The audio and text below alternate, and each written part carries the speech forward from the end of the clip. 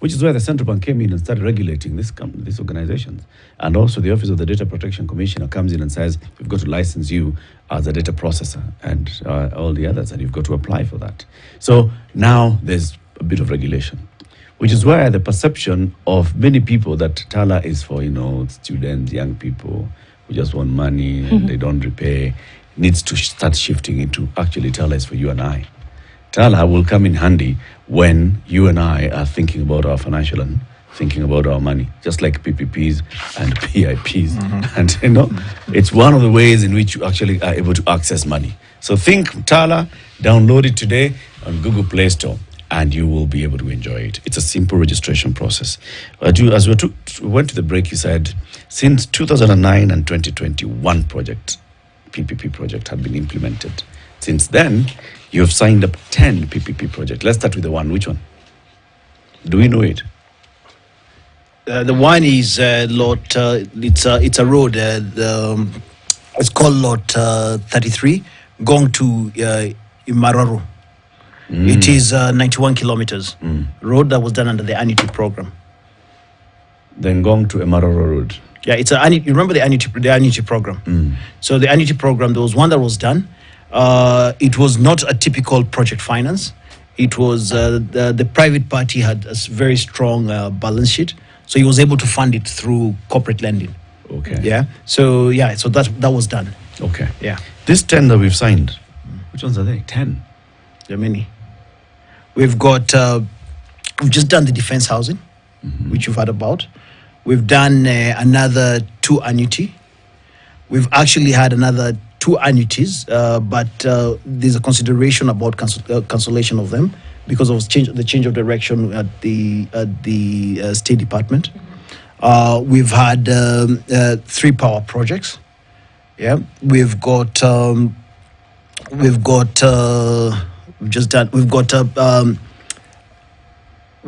this project, Selu, which is the Galana project, which was started off by Twiga. Yeah. What are those, man? Like, what is the annuity project? What are annuities? Annuity. So annuity comes in from the annuity fund. Yeah. So it's the annuity fund. So there are 2 ways you pay for PPP project. It's either through a user base, or so a user base is whereby you create a tool or you set up a fund structure. Where the public pays. Where the public pays, and you create that fund to scale up investment. Okay. Yeah. So in terms of the annuity program, I think it was a very good program when it was initiated. The biggest challenge on PPPs also is financing. Actually, that's where the biggest cost is. So the baseline of every PPP is the EPC cost. Yeah. And the engineering, procurement, and construction of a project, which is pretty much like building a house, getting the house together, or a road together. That's a baseline cost. But once you set up the baseline cost, the biggest factor that comes in is the financing cost, and the financing cost can go up to 3 times the cost of the EPC over the depending on the tenure of the concession. Yeah. And before we went to the break, you actually commented on one thing: are we mortgaging our country? Or are we selling our country using PPPs? I'll answer that one directly. The answer is no. Yeah, and there's a big misconception. And actually, I remember the last interview I came here. I started off giving the differential between privatization and PPPs. Yeah, because everyone sees it as one big family. They're actually 2. They're not even families. They're not even cousins. They're very far apart. Yeah, the privatization is direct sale of public assets. Yeah. So same thing. I've got my phone here. I give it to you for 5K. That's a sale. And it becomes yours. Yes. Right. So this phone belongs to government. Right. I sell it to Tundu. She looks like a better pair. Sorry, gentlemen. I sell it to Tundu. Government loses it, it becomes just project. Okay. I mean, a phone. Yeah. PPPs doesn't work that way. A PPP, the party runs the infrastructure for a limited period of time. Okay. Yeah. In Kenya, currently within the current laws, the maximum period is 30 years. Maximum. That's the outer side. Yeah. But now how do you decide what period you give a concession? Yeah. In the past, I'll say this, and it has happened in many countries. You ask me about which countries have done good PPPs, which have done bad ones. There are very many bad examples. Yeah. And Kenya were at the risk of getting to that place too. Of bad example. Of bad examples. And I talked about this last time, and I mentioned to you that if we had concluded the Nakuru-Mau Summit Road, would have been bad example. No, I would have won the most awards because of the project, a very big project implemented in Kenya. However, 7 years later, it would have been classified as the worst PPP project ever implemented in Africa. Because? One, affordability. So the cost for a small car was going to cost closely, and I'm using estimates here, it's not direct numbers. It was costing about, to use one way, 1,500. Now, me, I can tell you, my relatives don't have that cash. 1,500 to use 175 kilometers. And coming back. And then when we go to Shags, what do? We carry shopping. Yes. Our relatives want what? Yeah. Some little money left back. Yeah. How many guys have that money? And you're fueling the car. Yeah. So I started looking at, and this is where a proper ESIA is so critical. And looking at this was done through ESIA. Sorry, once again, sorry. Yeah, thank you. Let me go back. Environmental, social impact analysis. Okay. Right? And this was a competitively procured project. This was not a PIP. So many bidders came to the table. Right? Now, when we evaluated the project, actually when I joined in, because that was one of the biggest mandates I was given, I was told I needed to close that project in 3 months. In 2 weeks, I looked at the costings, the affordability. 2 weeks. Actually, because I started on December 1st, 2020. Before we broke for Christmas, I were like, hapa kuna shida. Your report was no. I don't have that authority to just say no. But my advice your advice was not the best route. So what would have gotten there? That the feasibility study, that one would assume it was done, but are we saying that to get to the point where you look and say, okay, this was not completed, and if it had been, it would have been the worst project in Africa? Would you point back to the feasibility study and say something was amiss here because they should have been able to project that from the study? So there was a faulty feasibility study done. However, somebody checked it off. So what happens and on that aspect is, and I can tell you, it's not me. I work jointly with the team that I found there. It's not. There's no Superman I brought from someone or Superwoman. Yeah. So what I gave my team was just the elements they need to look at. Okay. Yeah. For us to come up with the proper analysis. Yeah. Now, when you do a feasibility and even when you do a PPP, the private party needs to give you all the components required. Like, for example, you tell me you're going to build a house. Yeah. Give me the BQs. Right. So you make a proper judgment call. Yeah. So when we got the detailed BQ, I can tell you this. I asked that from day one. Unfortunately, we received it a year later. Yeah. We received it a year later. And one of my staff, a very good gentleman, looked at the numbers. You look at cost of cement, it's X times what we supply. The market rate, right? So the affordability was based on the values the private party had quoted. And maybe they were quoting based on that increased additional risks because they were not in Kenya. Yeah. But this is where we add more value and where the law of 2021 brought in much more value, right? In future projects, those BQs need to be sent out to the public, right? And that's where we scale up local content, right? And that's one big element that we need to ensure. And we need to drive that public interest whereby people see that, fine, you're going to do this project, good, you'll do it. But you also... You're sourced from... But show people... No, show the Kenyans. These are the costings, right? These are the costings. I can now tell people that if you're selling cement for, let's say, 10,000 shillings, the market value is 5,000, for example, right? A Kenyan will be willing to supply at 5,500. There's another one for 6,000. So we need to demonstrate this by scaling up local content, but being more transparent and actually pushing the private sector. Okay. And to my earlier point, the private sector is coming into this to make money. Yeah. So they will try as hard as possible to make the most Money. if you've got a weak person on this side.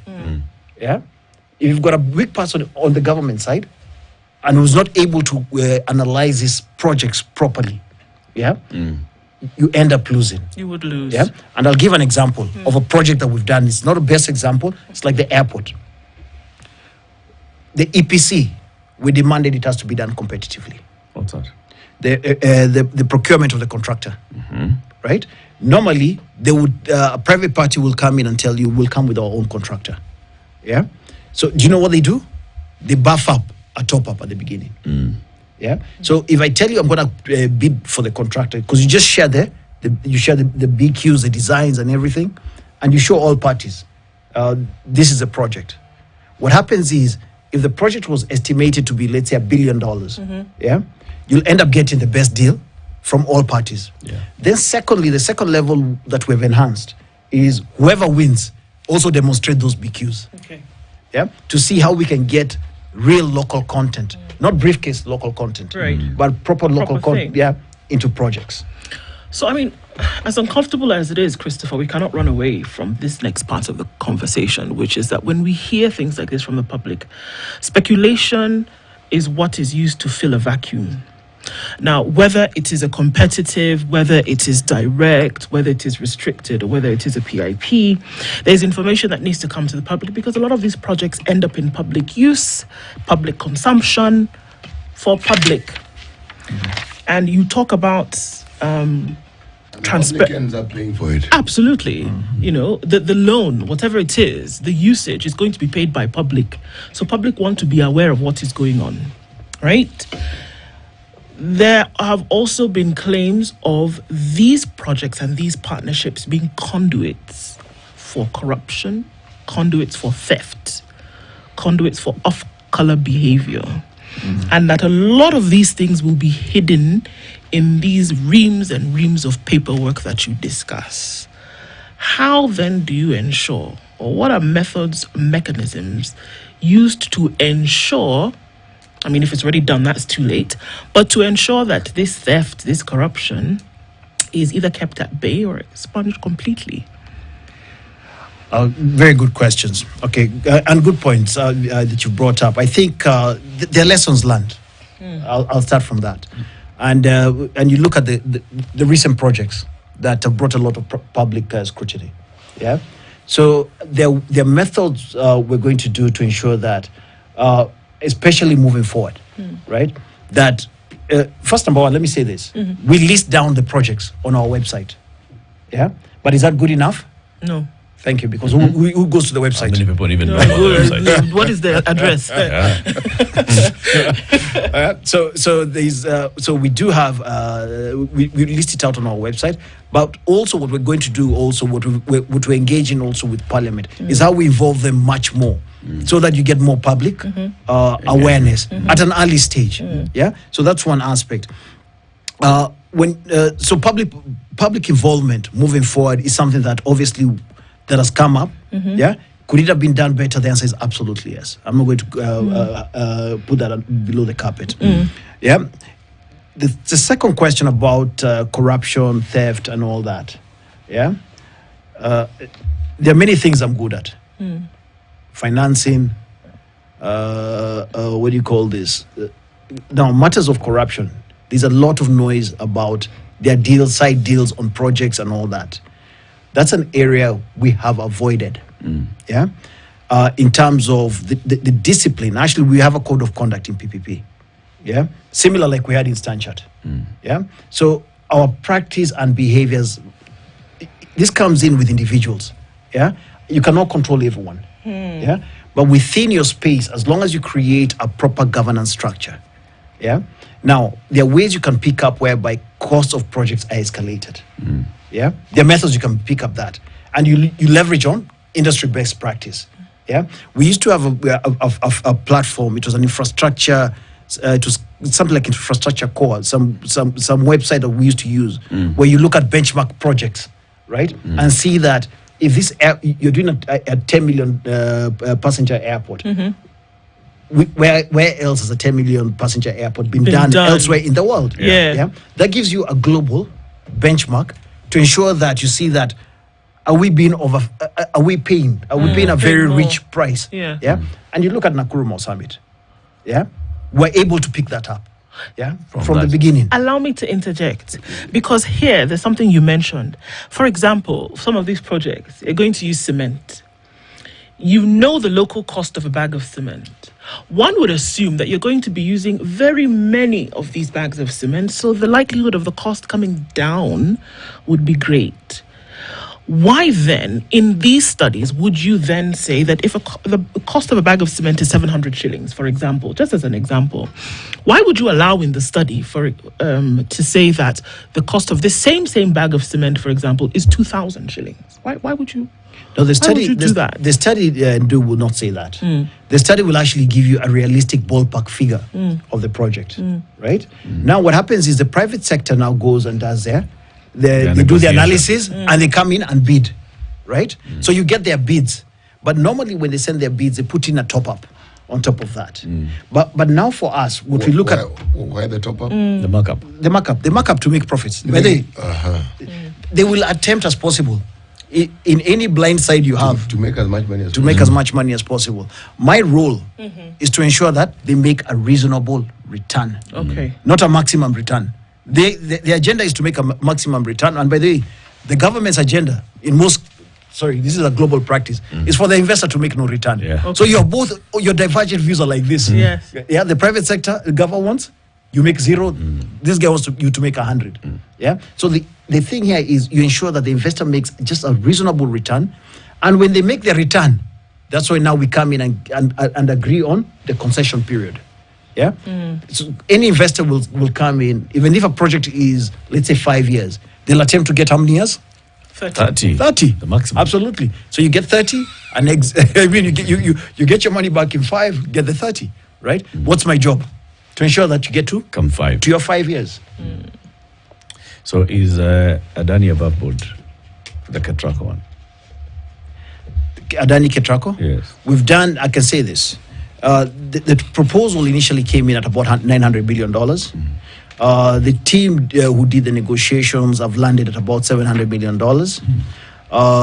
There's still some engagements on the transaction. The matter has gone to court. Yeah, it's been taken to court and allow the court process to go in. I don't want to touch on matters above my. Okay. Yeah. Chris, thank you very much for joining us, for coming for this conversation. Well, before you go to Washington, come again. With your invite, There will be very many questions even now and into the next coming days as people watch this interview. So come and respond to those. Absolutely, I'll be more than happy to come here. And thank you very much for having me here today. Fantastic. Thank you. Christopher Kirigwa is the Director General of the Public-Private Partnership Directorate, the National Treasury. It's 8 a.m. news time.